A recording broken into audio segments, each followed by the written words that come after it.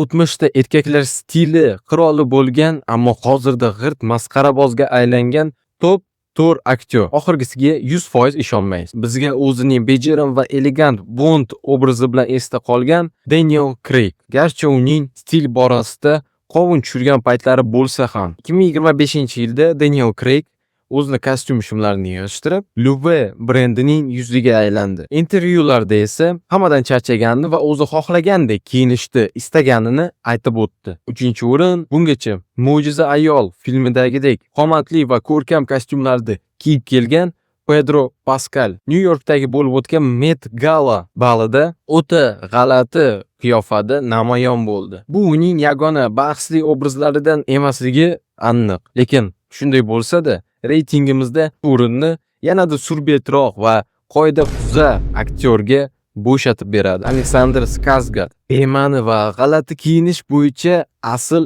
chempion. Eng qiziq joyi shundaki, u o'zining har bir obrazida erkaklarning stil va prinsiplarini birma-bir buzib o'tadi. Va shunday obrazlarni ko'rishingiz mumkin, uning qiliqlari umuman kulgili tuyulmaydi. Va nihoyat birinchi o'rin Kingsman yulduzi Taron Egerton.